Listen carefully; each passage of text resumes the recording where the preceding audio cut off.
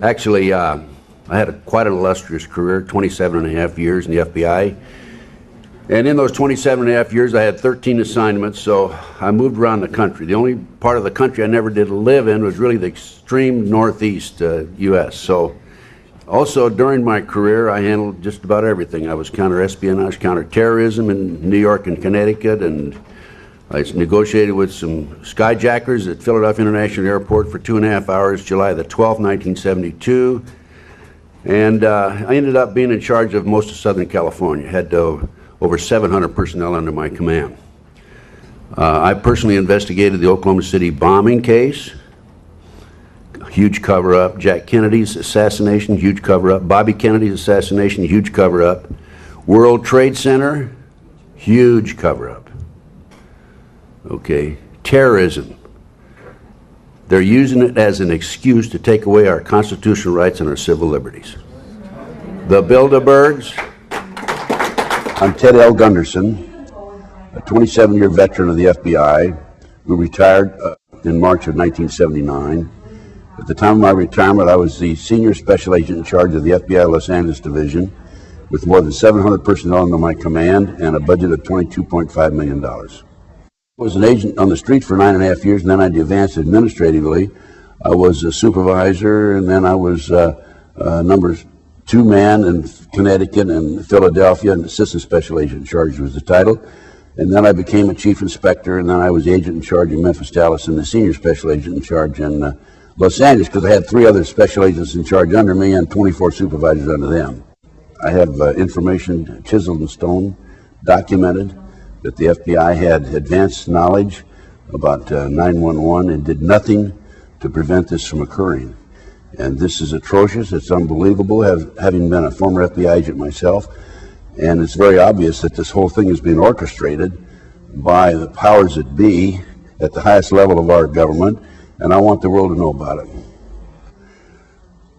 The minute I saw the planes fly in to the tower, on television, live as a matter of fact, the question I had in my mind was, there is no way, absolutely no way, that somebody could skyjack 4 planes, 20 people, skyjack 4 planes, in this case 19 individuals, and our government would not know about it in advance.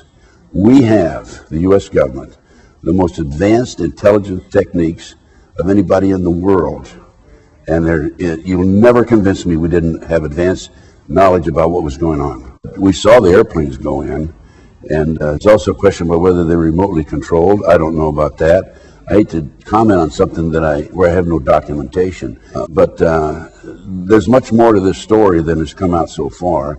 You will never in a million years convince me that those buildings, those towers, collapsed because those planes hit them. I'm confident that they were imploded.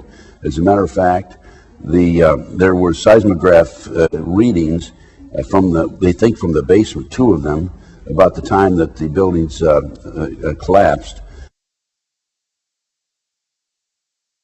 There were also molten steel that was in the basement, which is a very high temperature for melting steel, and those planes hit above the 80th floor, so there's no way that airplane fuel could have dropped down that low.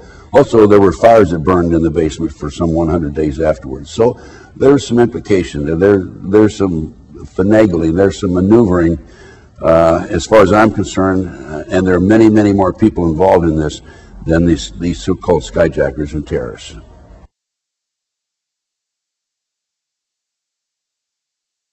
The anti-terrorism legislation was written back in the middle 1980s under the George Bush Sr. administration. A female Department of Justice attorney, who was one of the authors, made the statement publicly, before this passes Congress, people have to be killed.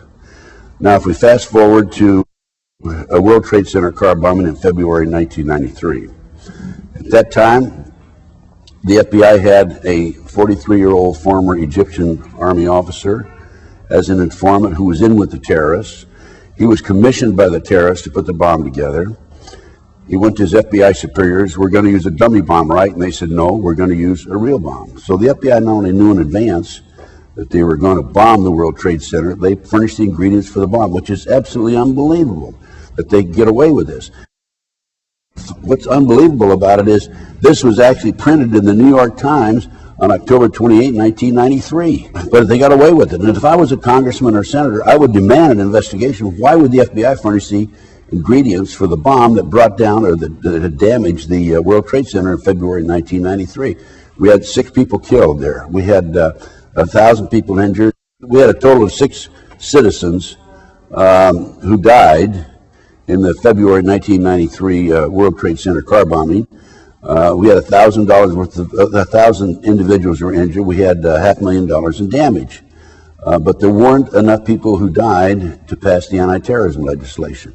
So now we fast forward to May the 19th, April the 19th, 1995, Oklahoma City bombing.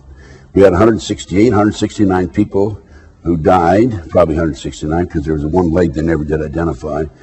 And a year later, the anti-terrorism legislation passed. Now, it wasn't tough enough. I can't prove that there were explosives that were placed in the World Trade Center in the 9/11 situation. However, from what I've seen, an expert on implosions from Albuquerque, New Mexico, that worked for the government under government contract, stated immediately afterwards that the buildings were imploded.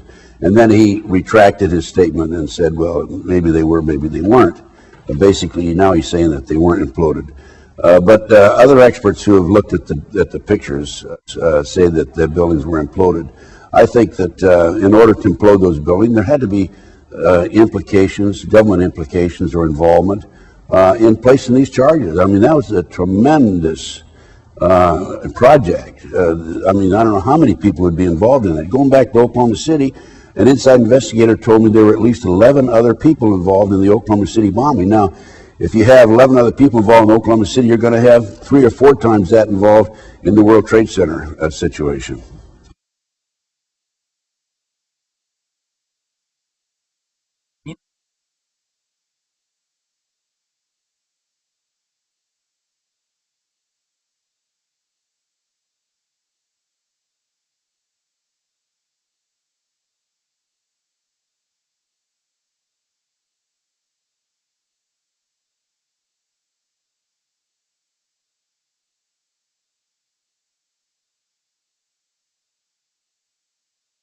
Going back to Oklahoma City, the government claimed that there was a fertilizer, ammonium nitrate fertilizer bomb in the truck. Initially, it came out, I think, with 1,500 pounds, and then it's 2,500 pounds. And in the end, they said 4,800 pounds. A fertilizer bomb explodes in 360-degree, but there's no question about it. The bomb that was in that truck was a directional bomb. Now, there was a bomb called electrohydrodynamic gaseous fuel device that was developed in the early 1980s, highly classified. It was developed by Hercules Manufacturing in Silicon Valley, California. At the time of the first explosion in the experiment in Area 51, 2 technicians died because they underestimated its the power and the strength of this bomb. My informant, my main informant, Michael Riconosciuto, whose firm, Hercules Manufacturing, actually developed this bomb. Michael was with the agency for years. It was his father, Marshall, told me that the bomb, the truck bomb in Oklahoma City was this electrohydrodynamic gaseous fuel device. We call it a pineapple bomb because it's the size of a pineapple, but very, very powerful. And then what I think happened in Oklahoma City is that we had the pineapple bomb go off, and then 9 seconds later we had a conventional bomb go off on the inside. With regard to this proceeding, basically there are 4 elements that I have to receive information regarding.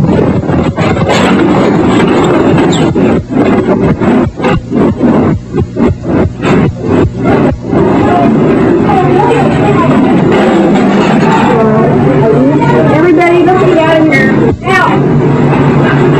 What's the electricity line?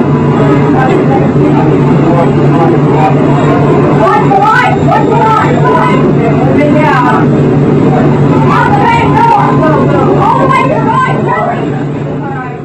I have a newspaper article, actually a publication from the Fireman's Magazine, where the author, who is the editor of the magazine and obtained the information from the Oklahoma City Fire Department, states that 4 unexploded devices were brought out of Oklahoma City, the Murrah building, that 4 unexploded devices were brought out of the Murrah building. This is in this article, Fireman's Publication. I think it was September of 1995 when it was published.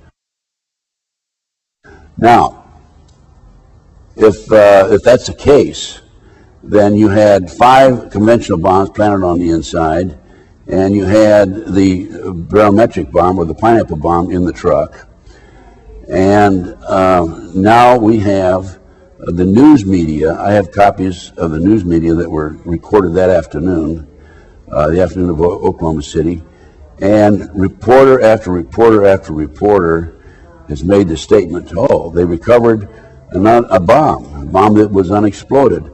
One of them is specifically said, they recovered a bomb, and now we're going to know where the bombs came from because it has U.S. Army written on the side, stenciled on the side. So we have, and McVeigh, as far as McVeigh was concerned, I think McVeigh was a mind control victim. The government said he's flunked out of Special Forces. I doubt that. I think he was in Special Forces. He wrote a letter to his sister saying he'd been recruited by the CIA to be trained as a professional assassin and also to work on the CIA drug operation. And he was visited in Oklahoma City and in Colorado when he was in custody by Dr. Jolly West, DLA. Dr. West is the foremost expert on MKUltra. MKUltra is a government CIA mind control program. I was not, had absolutely no knowledge of the project, MKUltra, the Monarch project, during the period I was in the FBI. It was only after I got out of the FBI and I started doing my own research. And that came about because I was the investigator of the Jeffrey R. McDonald case. He's a former Green Beret doctor who was convicted of murdering his wife and 2 children in Fort Bragg, February 17, 1970. And he was tried and convicted, sentenced to 3 consecutive life sentences. I was called into the case after he'd been tried and convicted. His friends said he's innocent, and I began my investigation. And within 10 months, October 25, 1980, I obtained a signed confession from a girl, Helena Stokely, who said Dr. McDonald did not commit those crimes. They were committed by her satanic cult group. The satanic cult group was distributing drugs up and down the East Coast. They were being flown in plastic bags of the body cavities of the dead GIs coming out of Southeast Asia. And this is the late 60s, early 70s. This is all documented. Time magazine, January 1, 1973. Dr. McDonald is absolutely innocent, and he's in jail today, 20-some years in prison. Now, the reason I tell you about that case is because after I developed this information and went public with my confession from Helena, I was on national TV, I was on radio talk shows, and people came from all parts of the United States and said, hey, I know all about that, satanic cults, it's for real, I'm a victim, et cetera, et cetera, et cetera. And that's how I became involved and embroiled in these very controversial issues. And then I started doing my own research, and one thing led to another. And then I investigated international child kidnapping ring out of the Midwest, out of Nebraska. They were flying children out of Sioux City, Iowa to Washington, D.C. for sex orgies with congressmen and senators. And just went on and on. And I had the McMartin case out of Southern California. The children were dropped off in the school in the morning by their parents. They picked them up late in the afternoon. In the interim, they put the kids through tunnels and up into the trap door, the triplex next door, put them in automobiles and prostituted them. 2, 3, 4-year-old children. Unbelievable. And this is how I became involved in all these issues. And I just kept going, as any good investigator would do. I just keep going. The international child kidnapping ring is not being exposed. I have personally given my documentation to the FBI on at least 6 or 8 occasions, and I have been ignored because it's a covert CIA child kidnapping operation that's been active since the early 1960s. What's happening here is these children are being flown, or were in the past in the 1980s, out of Sioux City, Iowa, to Washington, D.C. for these sex orgies for the purpose of blackmailing the congressman, of compromising them. And of course, hey, there's a bill that's going to be passed on Monday, and then I can come around to you and say, Congressman, you remember when you were with that little boy, that little girl last Friday? Okay, you better vote this way. That's exactly what's happening. It's called blackmail. This is a CIA covert operation. It's called the Finders out of Washington, D.C. And they're involved in kidnapping and international trafficking of children around the world. And I had, in my day, in the 80s, I had one of the kids who was actually part of the kidnapping team. When he was 10, 11, 12 years old, they would put him out as a decoy in the parks or shopping malls and so forth, and to attract the kids his age over near the car, and then the adults would grab the children and be off with them. One little kid was a 12-year-old newspaper boy named Johnny Gosh out of West Des Moines, Iowa. Johnny Gosh was kidnapped, and back in 1982, he was taken in, used as a sex slave. Later, he and another kid escaped. They stole a car and escaped, and Johnny Gosh is in hiding right today, by the way.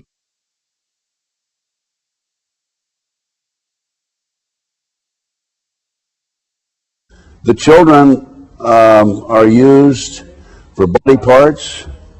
They're used for satanic ceremonies, human sacrifices. They're used as sex slaves. In 1997, I think it was, I was in Denver giving a lecture.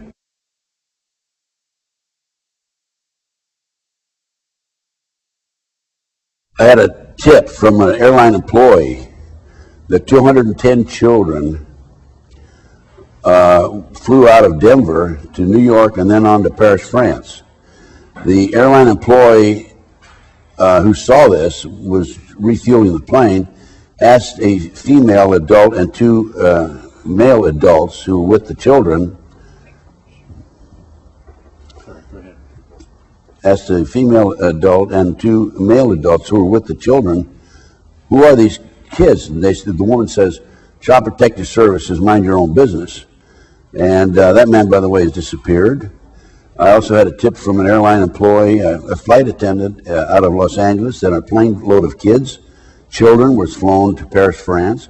Paul Benassi, my informant inside the Nebraska case, who was part of the Child Network, told me that some of these kids are auctioned off. He's attended 6 such auctions. As few as 6 and as many as 36 children were auctioned off at these various auctions. The children sell for up to $50,000 each, sometimes more. The ages are 2 to 21. The kids stand on a stage in their underwear with a number across their, with the string around their neck and a number on a cord, on a piece of cardboard, and the people in the audience bid on them, just like bidding on an automobile.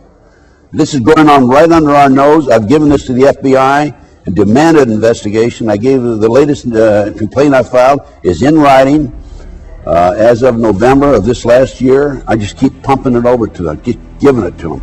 And I have a U.S. Customs report that documents this.